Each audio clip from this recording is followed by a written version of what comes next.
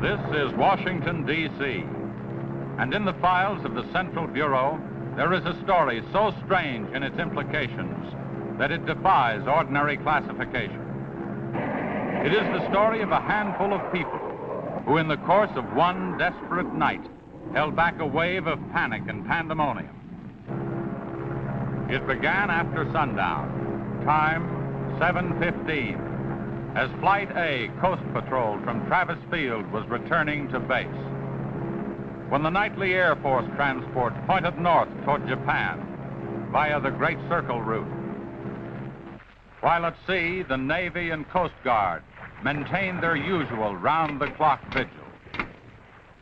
And from the equator to the Arctic, the radar network swept the skies with eyes that never sleep. Time, 7:19. An unidentified object was picked up 200 miles southwest of Point Barrow, Alaska.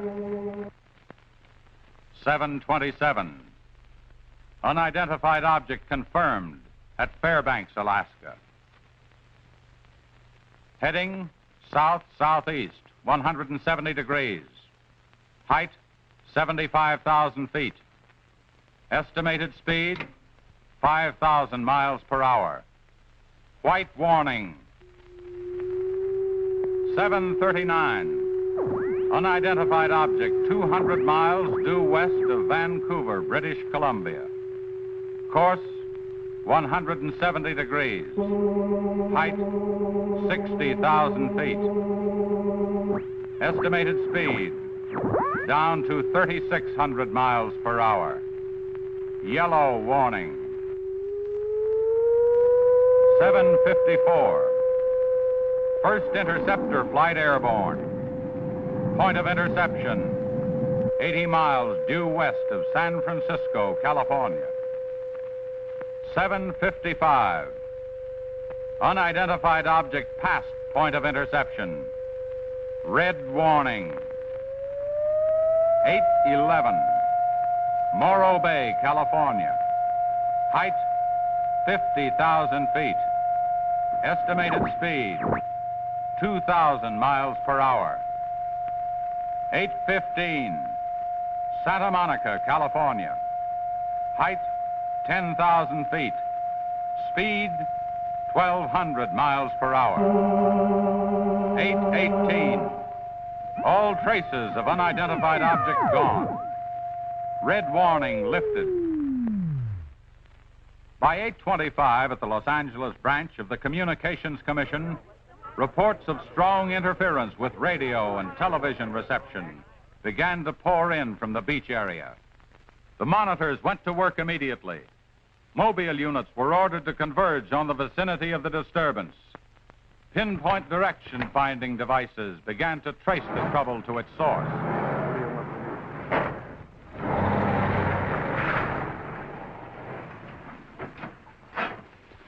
This is Mobile 1, Hazen speaking. We're at Ocean and Beacon Way, interference strength 2, bearing 27 degrees. Over. Mobile 1 from center, roger. Over.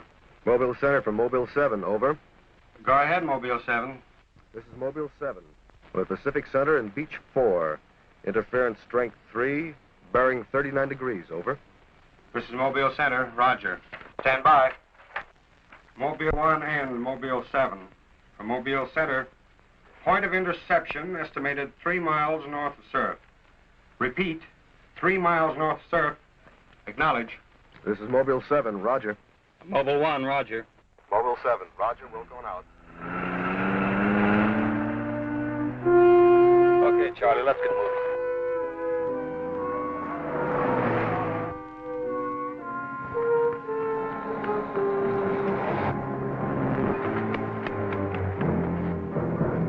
Yes, what is it? Take me to a phone quick. I need an ambulance. What's the matter? My husband and Pete out there in the picnic grounds just above the beach. They've been hurt. Well, this is the communications car. I'll phone it in from here. I'm Mobile 1 to Central, over. Did you make that out, Charlie? Not a word. I'm Mobile 1 to Central. I can't reach you. Repeat. They must be getting us all right. I'm Mobile 1 to Central. Have an ambulance sent to beach at surf. Emergency. 2 men hurt. Acknowledge. Roger and out. I'm sure they'll be here soon now. Tell us what happened. Oh, this man, he just kept coming at us. It was awful. Who? I don't know. He was wearing a suit like a diver. Hurry, please. They're hurt. Charlie, you better wait here. I'll go down and take a look.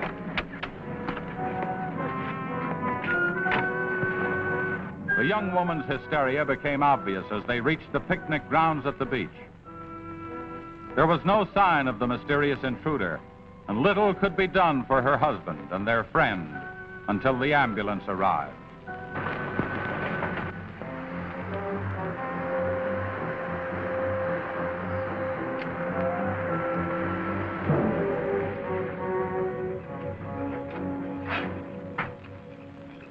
Hi, fellas. How are you doing? Oh, we're just taking another reading now. What happened down there? The police took the girl and one of the guys to the station. What about the other one? Well, he's on the way to the morgue. That was her husband. You're right on the button, Charlie. 44.7. Report back to Central if you find anything else. All right. Charlie, grab that portable and check the beach, will you? Got it right here. I'll pick you up right here in about an hour. Where are you going? Police asked me to drop by the station and sign a report. I'll see you later. If you don't, you know where to look for the body.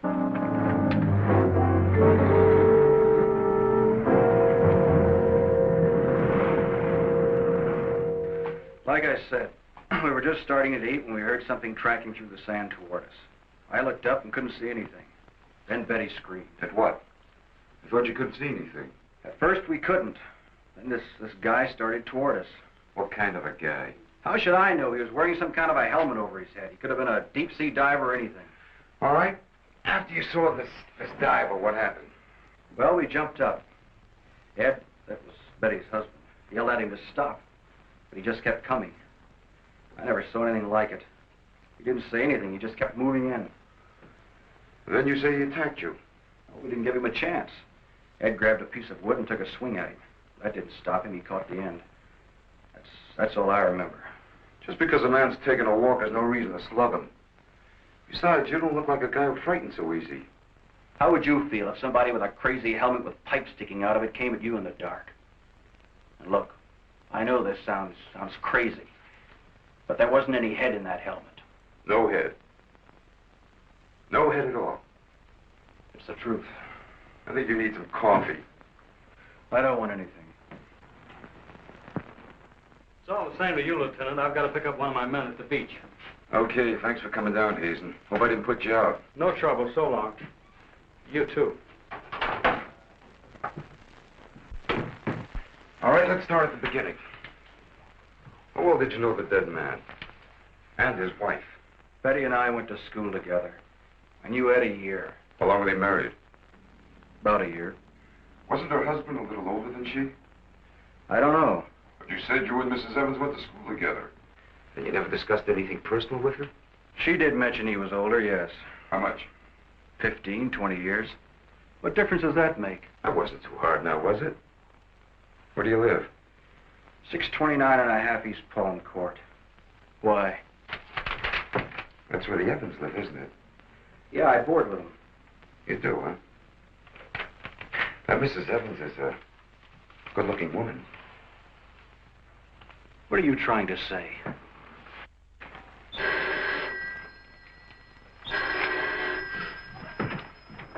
Lieutenant Bowers. Where? Yeah, I got it. I'll leave right away. Ain't been enough murder. Near the beach. Keep an eye on this guy until I get back. What do you mean? You'll stay right where you are. At least until Mrs. Evans feels well enough to talk. What do you want from her? Oh, I just want to see if your story checks with hers. After all, you went to school together, remember?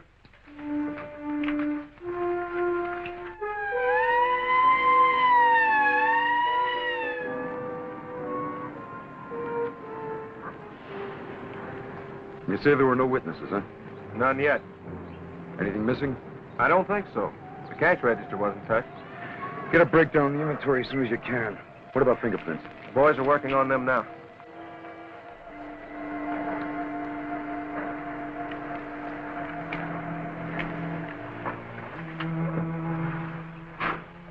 Sorry I'm late. What kept you so long? The lieutenant asked me to hang around a while. Well, what's the score?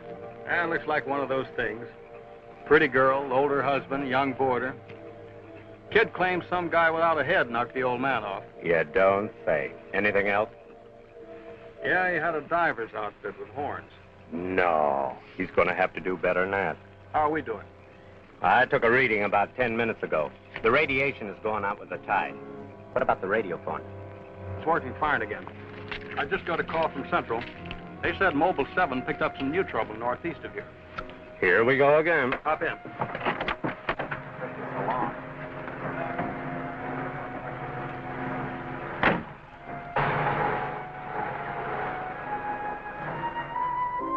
Who reported this murder?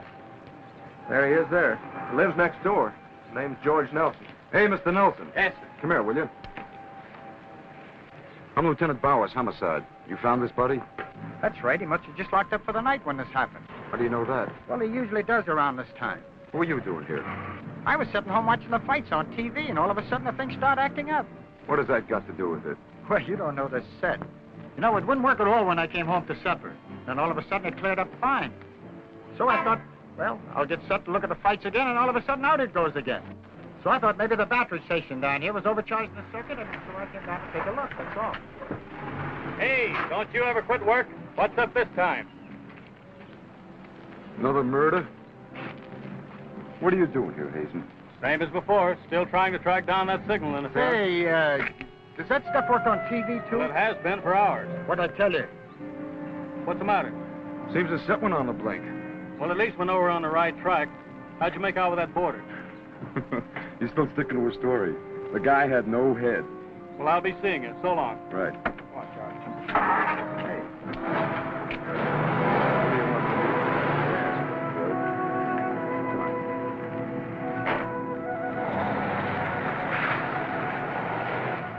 And so the communications team resumed its mission to track the mysterious interference to its source. Via accurate readings taken at regular intervals by stationary and mobile units, it was determined that the disturbance was moving in a northeasterly direction. By 10:34, Mobile Center had pinpointed the disturbance at the edge of the Huntington oil fields. Units 1 and 7 were instructed to close in.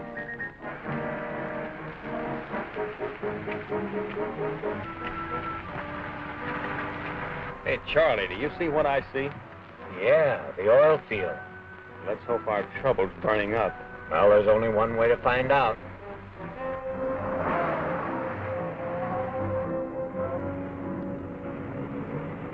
Look, Sarge. 2 murders and an explosion in one precinct is big news. Now, come on, you can't pin it all on the young boarder. Or can you? Very funny. Yeah? I'm Hazen of the Communications Commission. Oh, the lieutenant's waiting for you. Thank you. There's a wheel. You heard the man, Communications Commission. Tell me, does this kind of interference happen very often? Never anything like this. It's on the move all the time. Need some hand with a transmitter in the car. It's not a transmitter. We don't get a definite disturbance, just interference. Then you have no idea of what it is, huh? Not yet. How are you making out? Not so good. You were here when I questioned that boy about the murder at the beach. Did you get anything more out of it? Yeah. Come on with me. You might want to see this.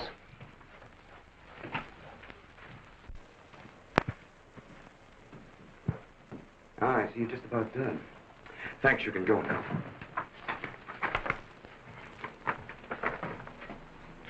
Are you sure this is what the man looks like? What do you say, Betty?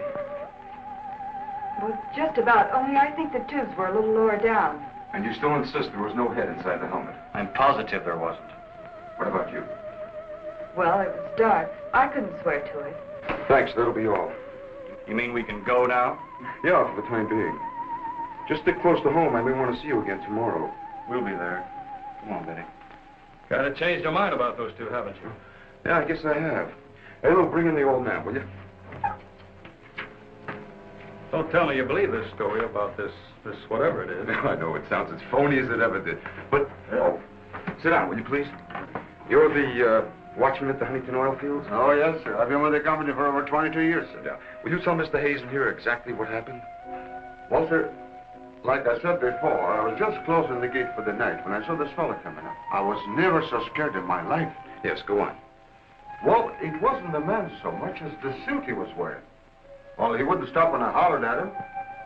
He just pushed his way right in there through the gate and walked right up to the tank. Now, you carry a gun. Did you try to stop him? Oh, well, he was much too close to the tank. I was afraid to shoot. So I thought I might call for help. And just as I got to the shack, the tank blew up. Oh, you should see the sight. Yeah, sir, can you give us a description of this man? How would you say he was dressed? Well, sir, like I said before, he wore a sort of pliers, not outfit, with a helmet attached to it. How tall was he? Oh, he was a giant of a man. And he had tubes sticking out of that thing, that helmet he wore. Can you tell us what his face looked like? Well, sir, though he got pretty close to me, I could swear the man had no face. Now, if you saw this man again, would you recognize him? I mean by his outfit. Oh, I'll never forget that sight if I live to be 100, sir. Would you say this is the man? Wait, sure, that's him. Thank you very much. You may go now. All right, sir. Thank you. Well, Hazen, what do you say now? Beats me. The descriptions check all right. This could be some kind of flying suit. High altitude equipment. Yeah, that's what I've been thinking. Well, how do you explain that stuff about the missing head? No, we can discount that. These people were frightened. It's night. Nobody really took a close look at it. I guess you're right. But whoever he is, that outfit doesn't look like one of ours. Of course, he could have been dropped by parachute. You mean sabotage? We're checking. I think we better wire a report to Washington and see what they say. Oh, you can use our teletype. I'll tip off the LA police to be on the lookout for something unusual. Hey, wait a minute. What about the press? Oh, I don't think they know too much now. We better keep it that way for a while at least, till we find out whether our friend is still around here. Well, if he is, I think we can find him for you. My hunch is that he's carrying something around that's causing all this disturbance, whether he knows it or not.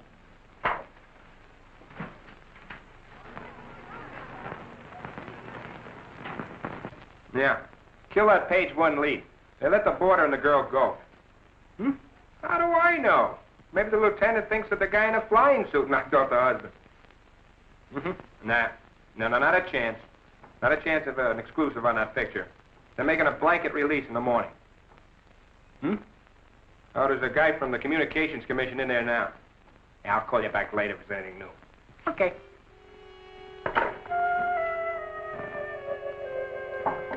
Come in. Sorry to interrupt you, Lieutenant. Yeah, what is it, Jim? There's a teletype cam for you. Oh, thanks, Jim. We're waiting for it. That was fast. Well, here's our answer. Looks like they never sleep in Washington. Says to contact a Major Andrews, care of Dr. Wyatt, director of the Griffith Institute. Hey, it's kind of late. Maybe I'll give him a call. While you're at it, I'll go out the car and check in with Central. Okay.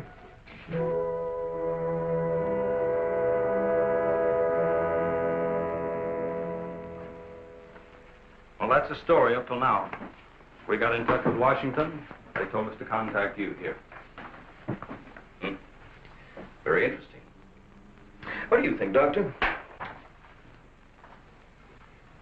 When I see something like this, I understand why you gentlemen might have thought sabotage was involved. Lieutenant, are you sure there were no traces of this saboteur, this X-man, found after the explosion in the oil field? Fire department went over every inch of the area. Didn't come up with a thing. Well, then there's a strong possibility that he might have perished in the explosion itself. I doubt that. We're pretty well convinced this man is carrying something that's responsible for all the signal interference. According to the last report I got, there was a definite disturbance about 3 miles east of the oil fields, sometime after the explosion. Well, then if he's alive, you should be able to keep an accurate check of his whereabouts. Not that easy. As a matter of fact, we lost contact about 3/4 of an hour ago. Maybe he realized you were trailing him and got rid of whatever he had that was causing the disturbance. In that case, there's nothing much my department can do to help you. I guess it's up to us. Unless you have some suggestions. Well, let me think out loud for a minute. It might just be that what we've been talking about so far, and this phantom, as we'll call him, ties in with what the doctor and I have been discussing. That is very possible. I don't know whether you know it or not, but somewhere around 7:30 this evening, our radar networks picked up an unidentified object off Point Barrow, Alaska. They traced it clear down to Santa Monica before they lost it. Santa Monica? That's where we first picked up our radio interference. Yeah, right at the scene of the murder. Well, then, if all these things tally up, we've got some idea of how our man got here. You mean that he came in some plane? In that case, somebody would have seen it land and take off again. Or did it crash? No. No, we don't think it was a plane. No rocket or jet that has been built so far can attain the speeds of 5,000 miles an hour, particularly for such a great distance. And maybe we're on the wrong track altogether. Couldn't your unidentified object have been a meteor? They travel at a terrific speed. Yes, fast enough for most of them to burn themselves out the moment they hit the Earth's atmosphere. And did it occur to you that meteors are not very likely to travel horizontally, all the way from the North Pole to California? If it wasn't a meteor, or a flying missile of some type, how do you figure this phantom ties in? We're not sure that he does. I don't care what you say, but it doesn't make sense to me. Anybody trained in sabotage would stay undercover. This guy's walking around in a monkey suit, killing people. Excuse me, Dr. Wyatt. Is there a Lieutenant Bowers in here? Oh, yes. What is it, miss? There's a Mr. Wakeman from the Chronicle here to see you. Wakeman here? Now, what does he want? Well, there's only one way to find out. Before you go, Lieutenant, I don't believe you have met my assistant, Barbara Randall. Well, hello. Hello. It's Mrs. Randall, Lieutenant. I'll be right back. Barbara, you know the Major? Of course. And this is Mr. Hayden, the Communications Commission. How do you do? Well, I see you are working a little later tonight than usual. Yes, my husband's teaching a late class, and he won't be able to pick me up for a while. Besides, I had some work to do in the lab.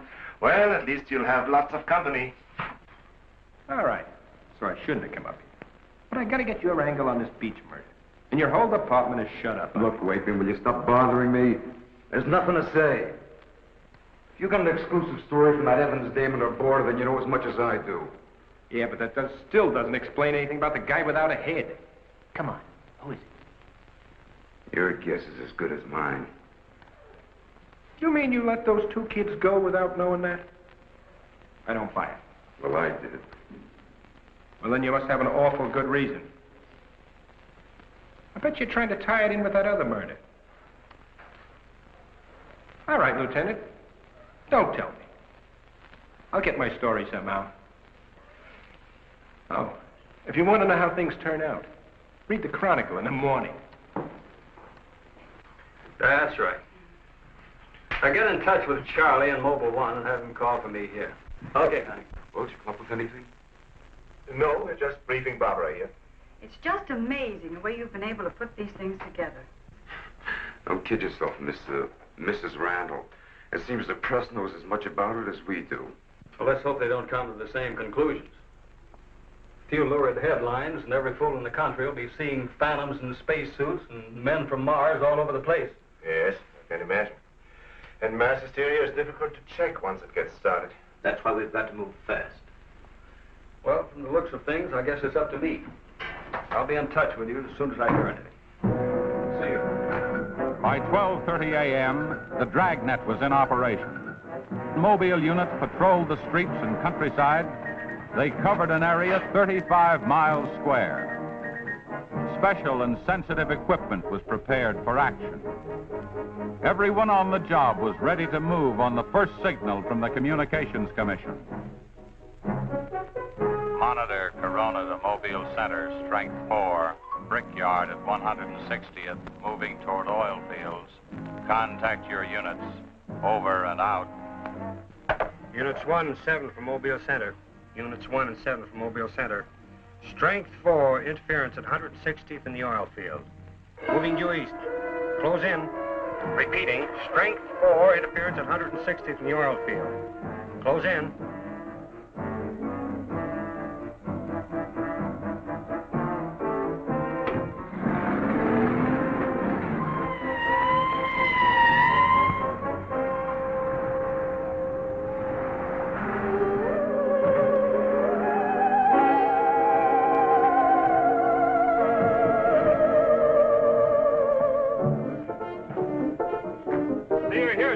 just got here, trying to set this up.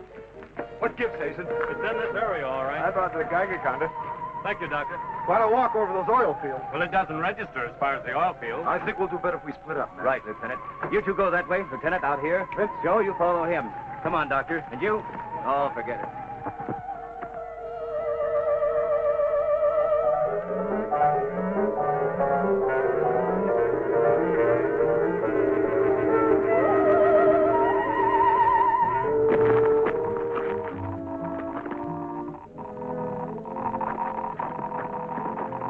Hey, look at this. Yeah, points this way. Hey, Joe! Joe!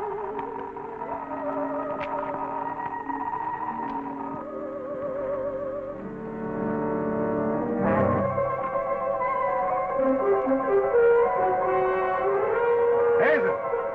Hey, Hazen! 603!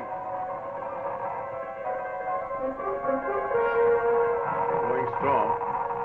That's it, Doctor.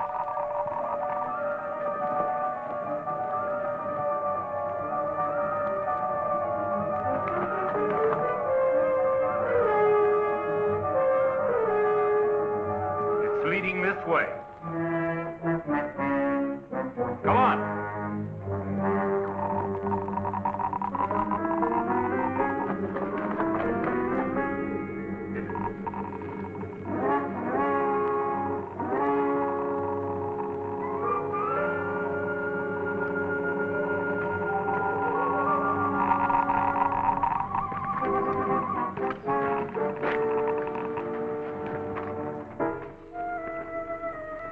It's this way. Come on.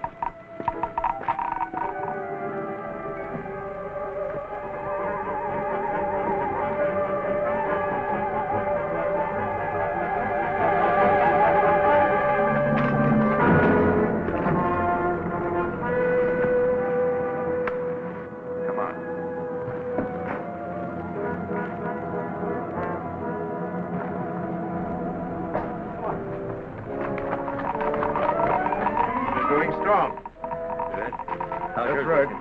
Checks with me. Sure does. He's here. We saw him. There he goes. Come on!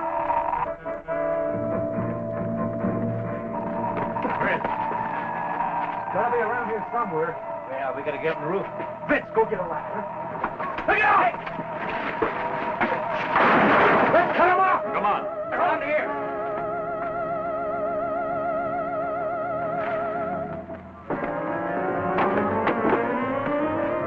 Anybody see him?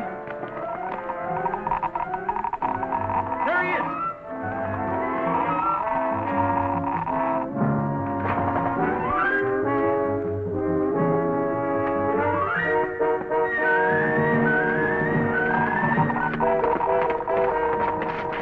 Got him now. We'll give you 10 seconds to come out of there, starting now. 1, 2, 3, 4, 5, 6, 7, 8, 9, 10. We're going in. Help you guys cover the door. Come on.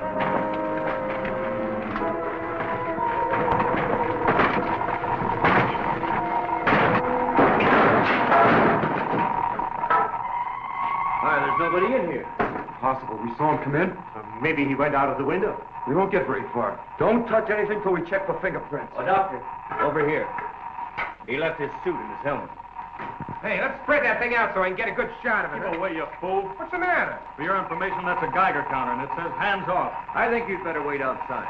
I just have a job to do. So do we. And I'm afraid ours will have to come first. Now, there's no radiation from the helmet. But look at this. So that's what's been causing all this trouble. Charlie, you know where we can pick up a lead-lined box in a hurry? Well, Mobile 7 should have one. They're right outside. I'll take a look. Hurry it up, will you? Unbelievable. Now, we all thought that this phantom might be carrying some device which was causing all the signal interference. But you'll learn that it's due to the very clothes on his body. That's not the only thing that bothers me. Did any of you get a good look at his face? Not me. He's too far away. Well, I did. Unless I'm mistaken, that helmet was empty. Say, where am I going to put this stuff? Oh, put it in Dr. Wyatt's station. Yeah, we take it back to the Institute. Right. Find out anything? No. No, that's all right. You can handle that.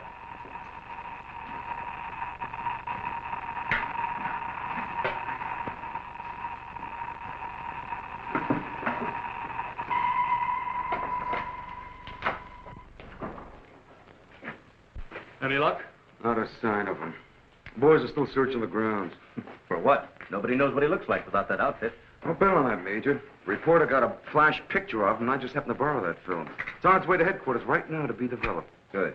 Send us a print as soon as you can. Sure. Lieutenant, are you sure you don't want to come with us? We want to make a few tests at the lab. I'd like to, Doctor. Would you know the situation? I gotta get that guy. Let me know how you make out, will you? Yeah, we'll do that, sure.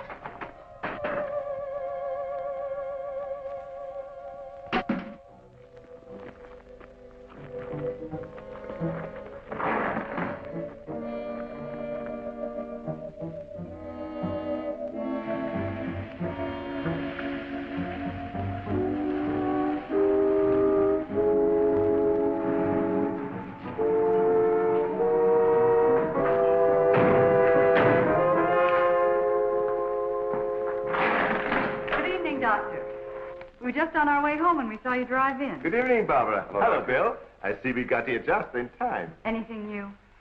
Lots of excitement, but that's all. Major, you know Barbara's husband? Oh, of course. How are you? How are you?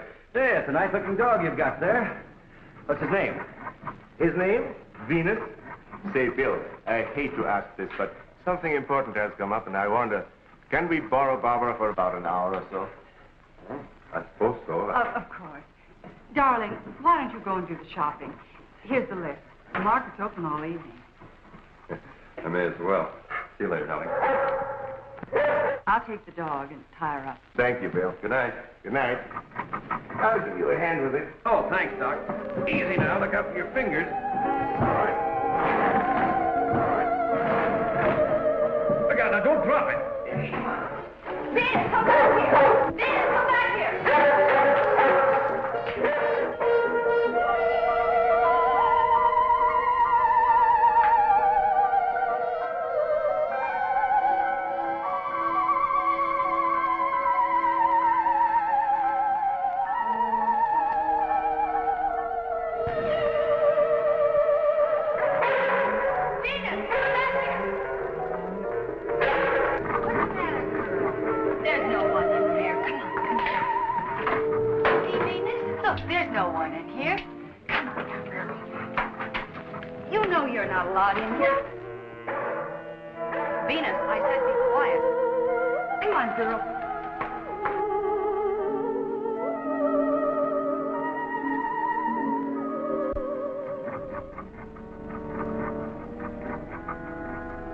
Now you stay right here, Venus, and I don't want to hear one sound out of you.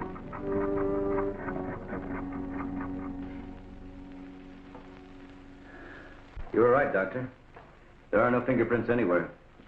What's all this? Hey, don't touch anything. You better put some gloves on. Our friend, Mr. X, left this suit at the oil refinery. You mean you were that close to him and you didn't catch him? I'm afraid so. That's up to the police now. Hand me those shears. I want to cut up this material to work with it.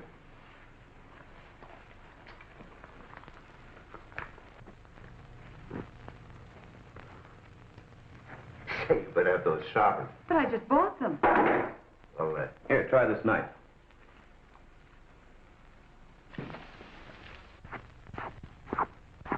That still won't cut. Let me try.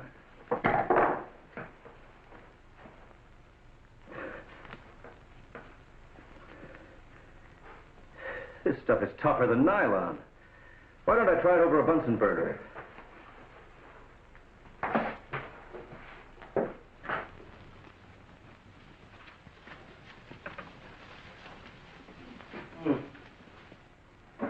It doesn't burn either.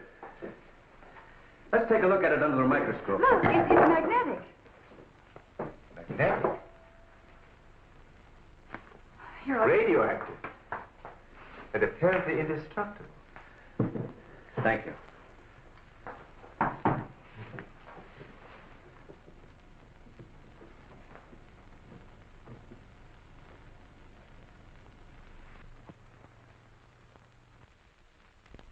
What's the matter? You tell me. Take a look at that weed.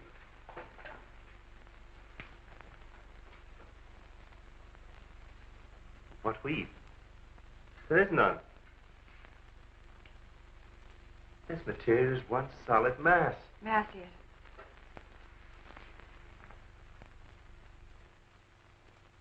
Why, you're right.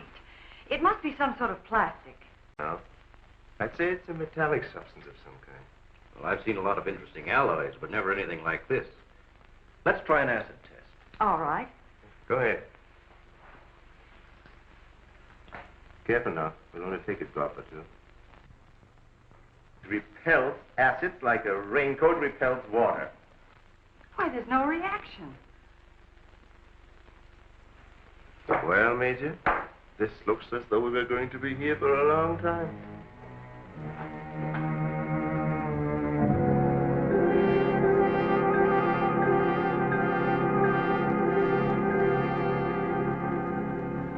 Now we have it. The helmet is not radioactive. The suit is. There is no doubt. This spacesuit is conditioned to function above 63,000 feet, where human blood would boil, resulting in the body expanding to twice its size. And death, of course. I know. And it must withstand pressure and counterpressure. Also, it must be so supercharged it can function in thin atmosphere. Now, let's see what it is that is left in this breathing apparatus. Well, how are you doing? The gas from the helmet tank breaks down to 11% methane. Ordinary marsh gas? What's the rest of the formula? Oh, that's where I'm stuck. I can't figure it out. It just doesn't respond to any of the usual tests. Well, how could anyone exist on that combination of gases? You and I couldn't, but apparently someone can. Oh, Doctor, are you trying to say that our X-Man doesn't breathe oxygen and hasn't the metabolism of a normal human? I really don't know. From what we've seen, he has some physical characteristics which make him appear human. But added to them is this fabulous radioactivity that none of us could stand. I am puzzled.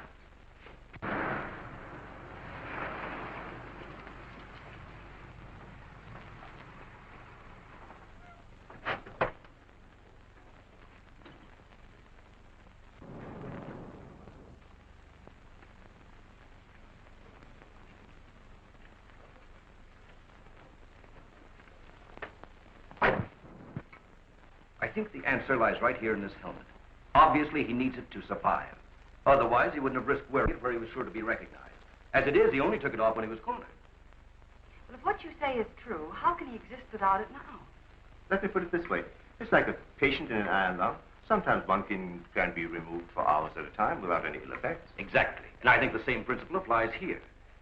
And that means sooner or later, he has to get his breathing apparatus back or die. I don't understand. Well, I've got an idea. If we were to return this whole outfit to where he left it, he might be tempted to come back.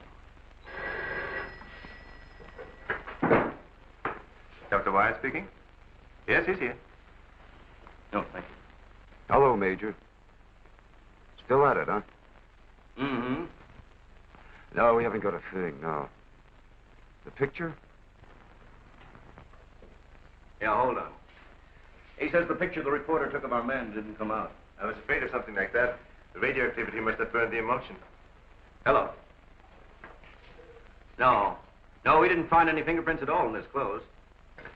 Did you find any? Oh, too bad. Hello? Will you wait there, please? We don't know what to make of this either. Have you heard from the communication boys yet? Well, let's hope they turn up with something. Major, excuse me. Hold on a second. Yes? It's Mr. Wakeman of the Chronicle. He insists upon seeing you. He does? Where is he? I told him to wait in the lobby. Good. Hello? And it's our friend from the press is here.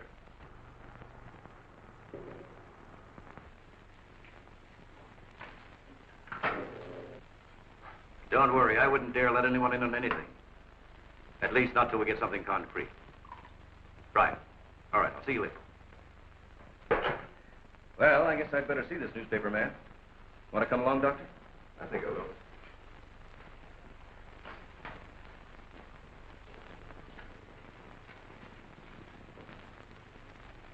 Oh, hello. Remember me? Certainly, yes. Nice lot of gadgets you got here. We think so. What's on your mind? Well, I was wondering if you might let me take a couple of pictures of that suit you brought up here. I'm sorry, we can't do that. Oh. Well, now, look, I got a wonderful picture of the guy running in the shack, and the lieutenant stuck his nose in my business, and what do I get? A blank.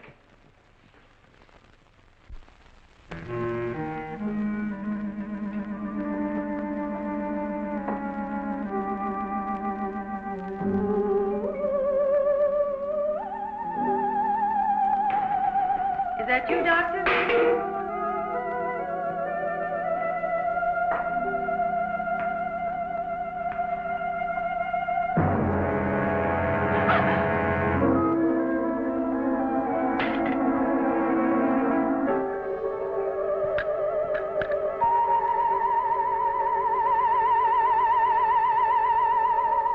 Well, you must have some lead on this guy, otherwise you wouldn't have brought that suit up here. Well, let's just say we were curious.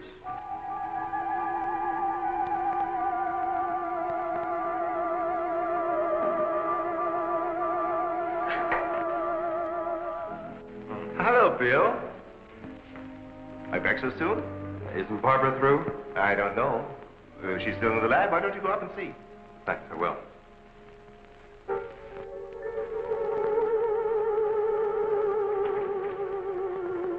Barbara?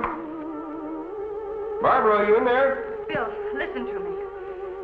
I'm not alone. Someone is in here with me. I can't see him.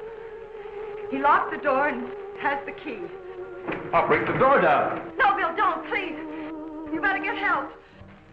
You mean I'd come all the way up here for nothing? I'm afraid so. Good night. Yes. Good night, Mr. Wakeman. Good night.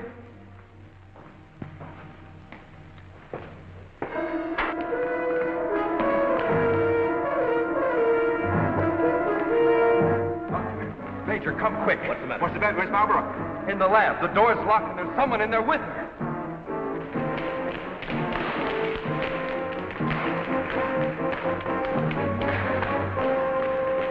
I thought you said the door was locked. It was. She's gone. Oh, cover the main entrance. That's the only way anybody could leave. I will. Well, in that case, we would have seen her on our way up. Well, then she must still be in the building. We'd better split up. I'll take the roof. Barbara! Barbara! Barbara! Barbara!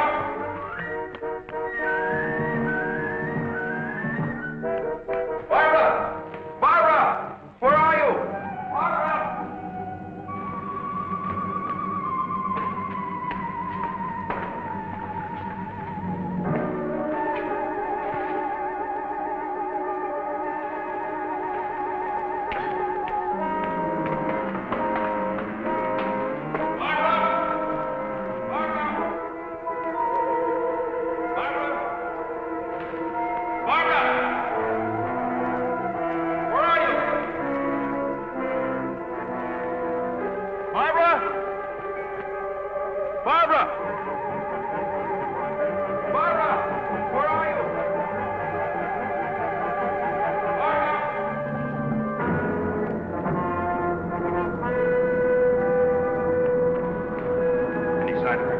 Not yet.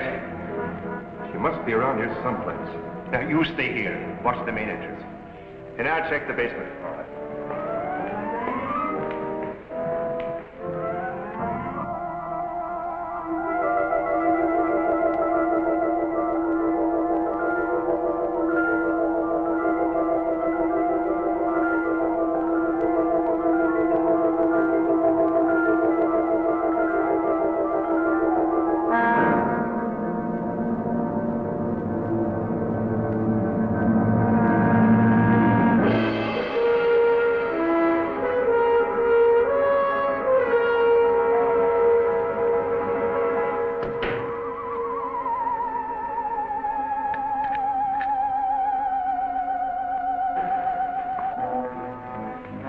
not up there.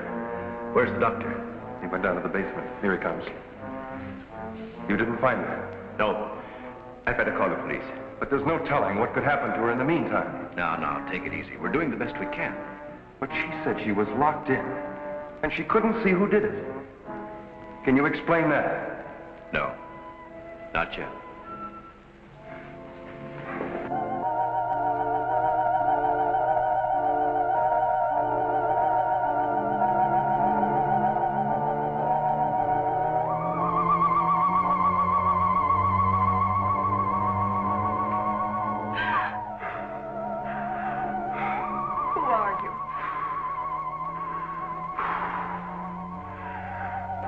Don't come near me. I'm warning you, don't come near me.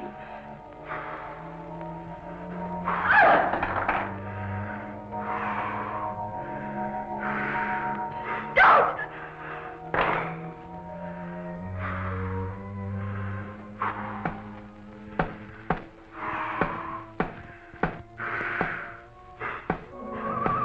The code. I don't understand. You're trying to tell me you need it to breathe, and there isn't much left in the tank. 1, 1, 2, 1, 1, 2, 3.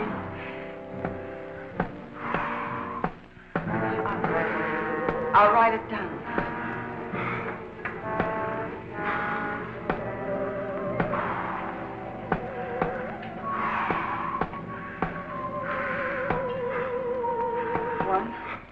One, two, 1, 1, 2, 3.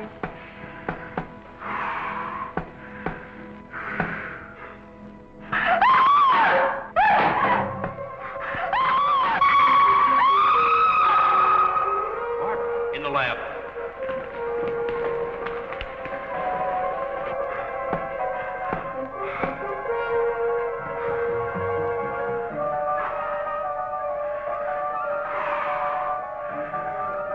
No, please, don't. She's in there. Barbara! I can see his head from the ultraviolet lens. I'm sure so. Darling, are you all right? I think so. I'm looking for him. I just saw him, so he must be in here.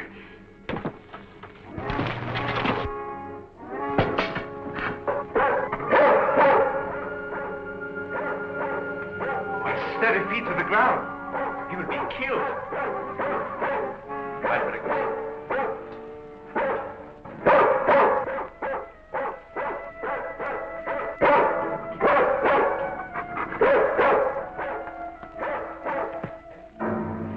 He was right there. I couldn't see him. I didn't know what to do. Come here. Quick. Disintegrated. This is amazing.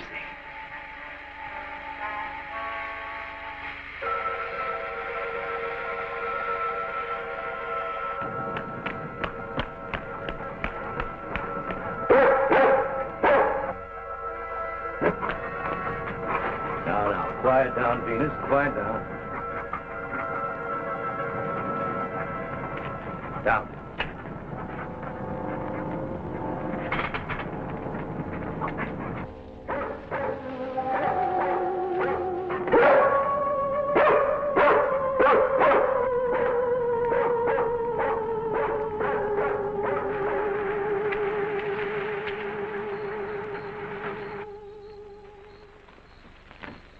Mobile Center from Mobile 1, come in, please.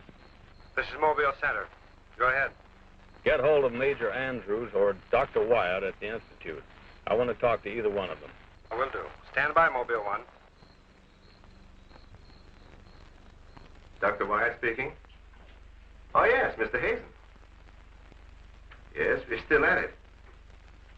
Lots and lots of excitement, but nothing definite yet. Have you anything to say? The trouble seems to be just about gone. We get a flash in the direction of the observatory once in a while, but I figure that's because of the outfit you're testing. Yes. Lieutenant Bowers ought to be here any minute. Of course. How long will it take you to get up here? Good. See you then.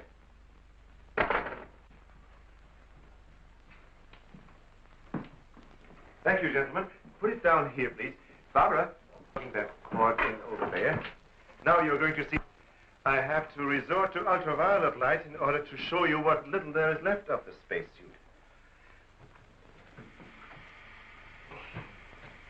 As you can see, it has reduced itself to this liquid, and it is in an evaporating stage. The helmet is in the lab and still intact.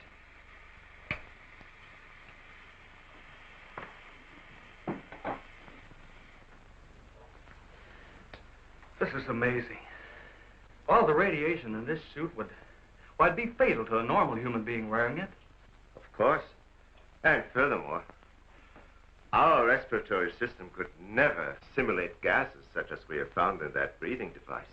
Well, then we have to assume our so-called X-Man carried his own atmosphere with him. Excuse me, but as a matter of curiosity, why do we refer to this thing as a him? I thought it was invisible. Under normal conditions, yes. Yet, Mrs. Randall did see the imprint of a large foot and a masculine hand under ultraviolet light. How do you explain that?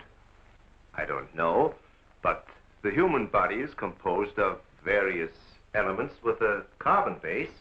Like coal? Yes. Now, suppose we maintain the same chemical composition in the body of the X-Man, but substitute silica for carbon.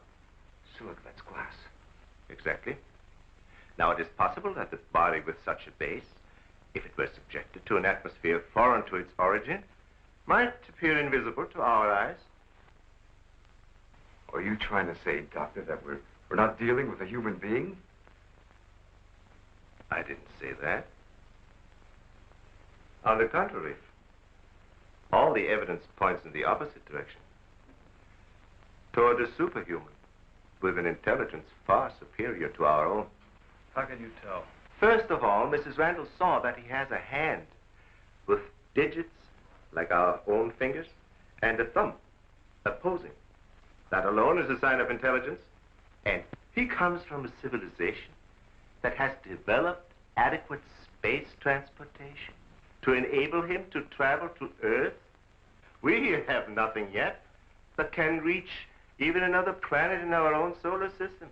That could account for the unidentified objects picked up by radar a few hours ago.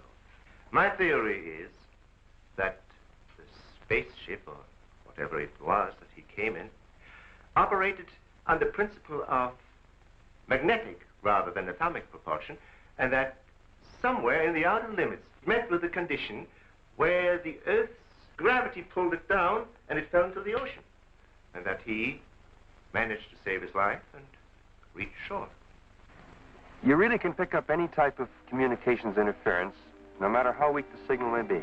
Sure thing. We were on his trail from the minute he left the beach. I never knew you carried such sensitive instruments in your car.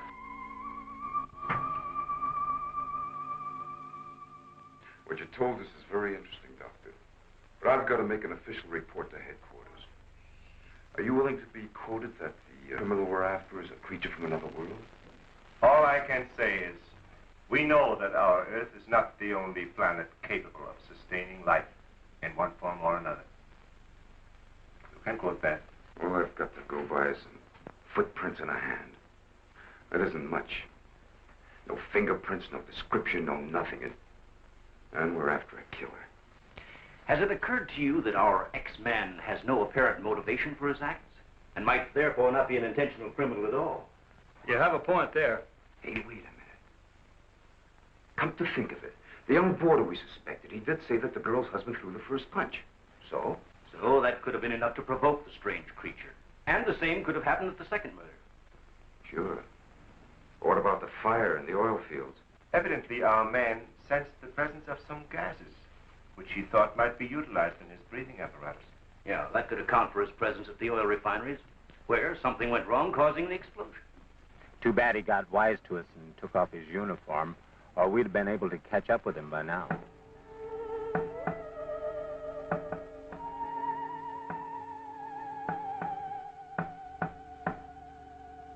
No, he didn't utter a word. But I'm convinced he was trying to convey a message to me. He kept tapping out a code. I wrote it down. Let me see that, please. Doesn't make sense. Well, it may be based on some mathematical system we know nothing about. But he was trying to tell us something. Why did he run away?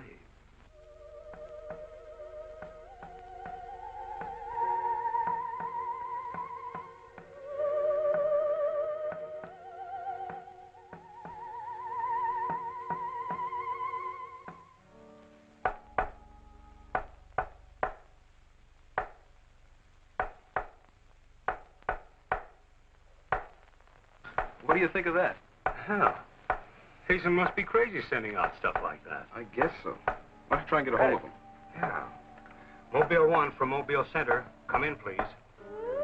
Mobile 1 from Mobile Center. Come in, please. Mobile 1 from Mobile Center. Come in, please.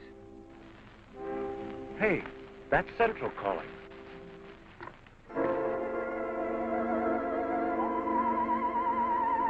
You better stay here by the car. I'll go tell Hazen.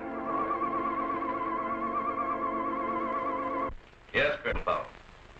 Of course, I'll mail you a complete report first thing in the morning. Yes, sir, thank you.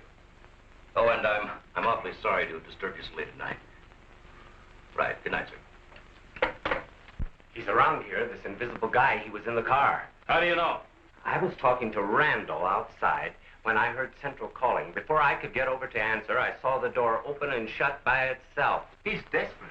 For all we know, he could be trying to send a distress signal to his home base, wherever that is. Well, let's hope he doesn't get through. We've got enough problems with just one of those guys. Well, at least we know he's around in the vicinity, and it's obvious what keeps him around.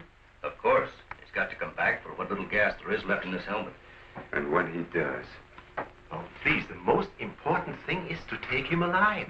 If we can only make each other understand, there's no telling how much science can profit. I'll go along with that, Doctor. But I've got to make sure that once he's cornered, I'll be able to hang on to him. I think we're all agreed on that. All right, good, then we must see it from his angle. He's in an alien world. No doubt we are as frightening to him as he is to us. Now, the most important thing, then, is to keep calm at all costs and do nothing to provoke him. Immediately, a simple plan to trap the Phantom went into operation. All obstacles to his entry were removed. To erase any possible suspicion, the doors were left unguarded, and inconspicuous electric eye equipment was set up. All this was connected to a makeshift control board, which would immediately signal the exact location of the trespasser. Now, there was nothing to do but wait. The one road leading to the Institute was blocked off to make certain no outsider would upset the plans or interfere in any way. What's the big idea? Sorry, nobody's allowed through here. Who says so? Lieutenant Bauer's orders. Oh, is he up there? He might be. Well, you get word to him that Joe Wakeman of the Chronicle is here. Sorry, Bud, I can't leave. Oh, what about them over there? Hey, you over there. Me? Yeah. Aren't you the guy from the communications outfit? Didn't I see you down at the oil fields a couple hours ago? What of it? You got anything to do with this? Well, you'll have to ask Lieutenant Bowers about that. How can I if he won't see me? That's a good question.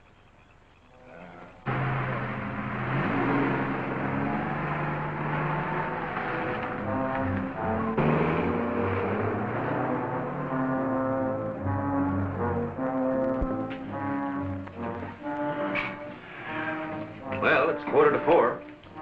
Sure taking his time. Time is cheap. Yeah, well, how long can you sit on the edge of your chair like this? Oh, dear, if we have to. I only hope this mechanism works. It will, unless he flies in between the wires. I wouldn't take any bets that he can't. Well, if everything else fails, we still have Venus here to help us. You know, I'm certain she sensed his presence before. That's why she carried on so.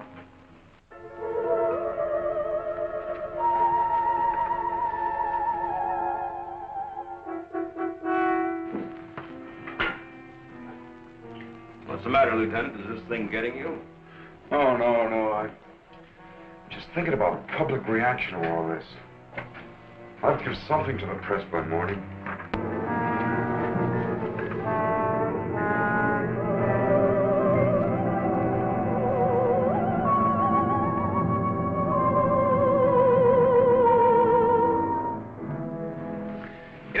Ever since I was a kid, I wanted to be a pilot. Then after I got my wings and had had 75 missions, I thought I'd seen everything. Now, after all this, I know I haven't seen anything. He's here. The back entrance. Let's head him off. Remember, now, take it easy. Don't try.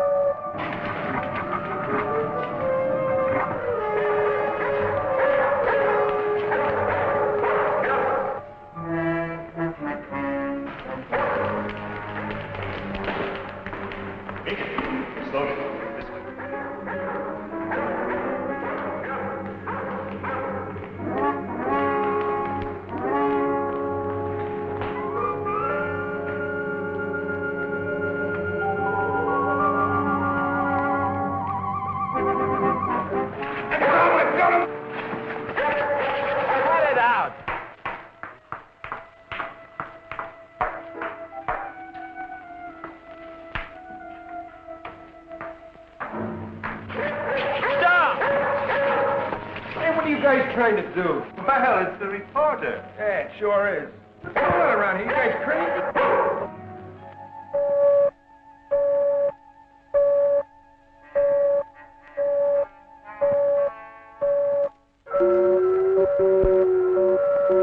How'd you get in here? Oh, that don't make any difference. Come on, what's up? What's going on?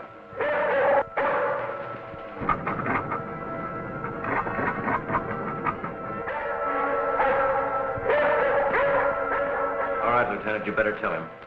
I'll reset the wires.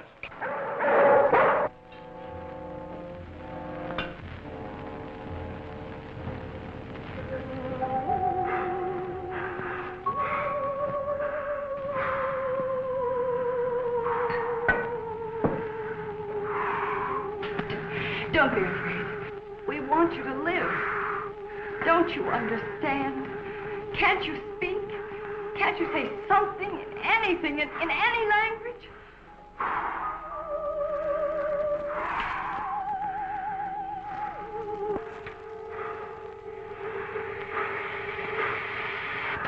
Listen, everybody.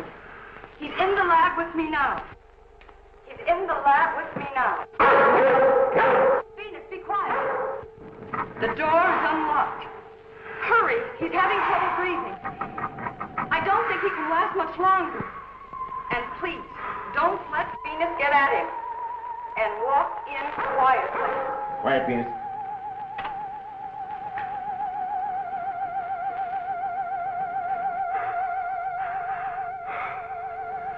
It's unbelievable.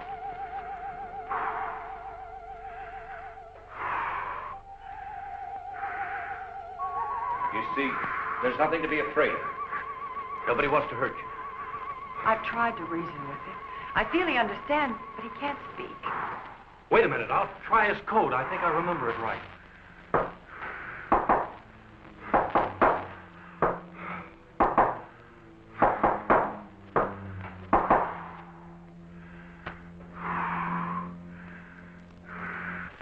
Better plug in the ultraviolet light.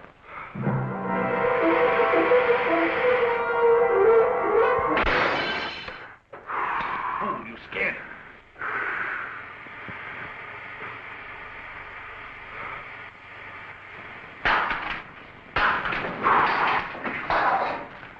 Look, there goes Venus.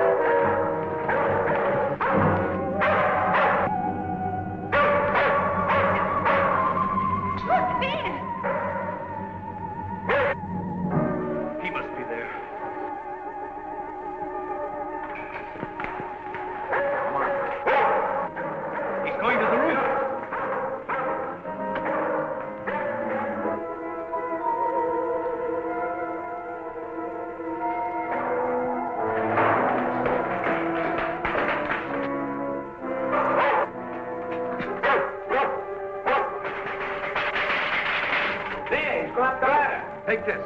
I'm going after you.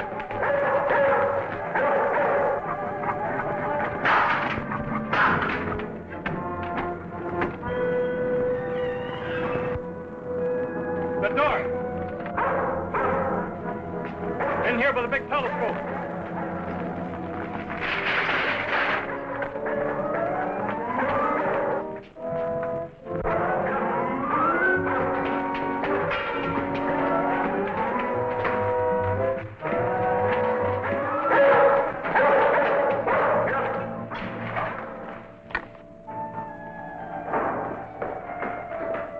Close the dome.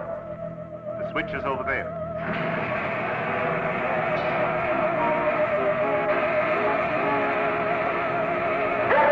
Smoke sense of something. Quiet, Venus. Well, if he's in here, he'll never get out now. This is what I've been waiting for. Please, Lieutenant. This is our last chance. We have to take him alive. Plug in the lamps. There's an outlet here.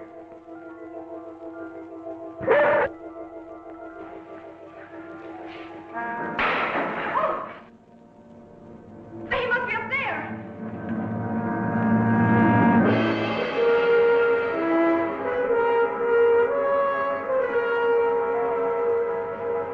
His whole body's aglow. If I hadn't seen this with my own eyes. What do we do now? Stand back.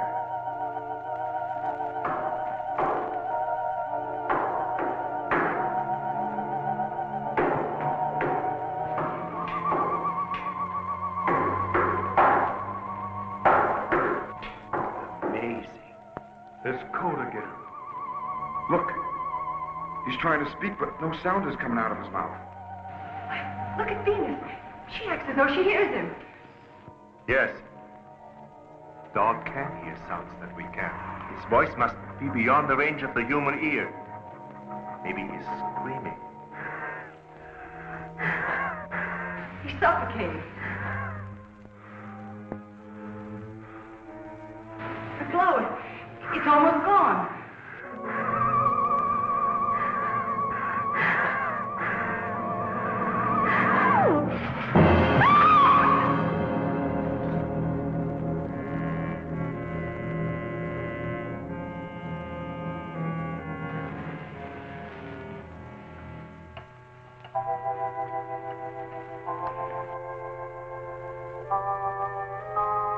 We won't need these lights anymore. In death, he has become visible as a normal body.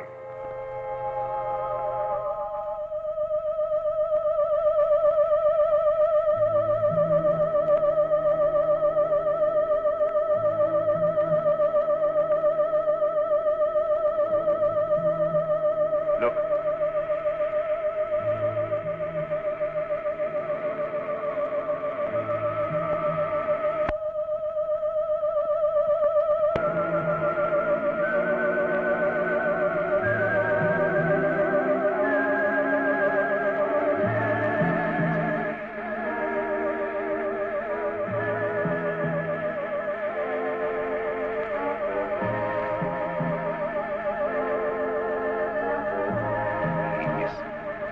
Evaporating.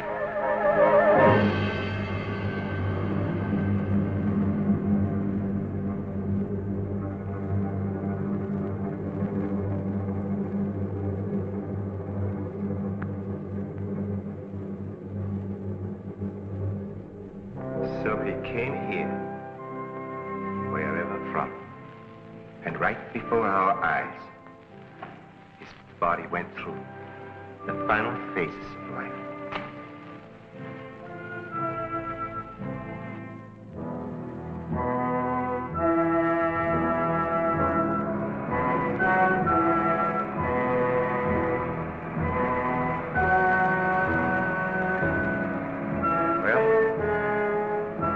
It's morning.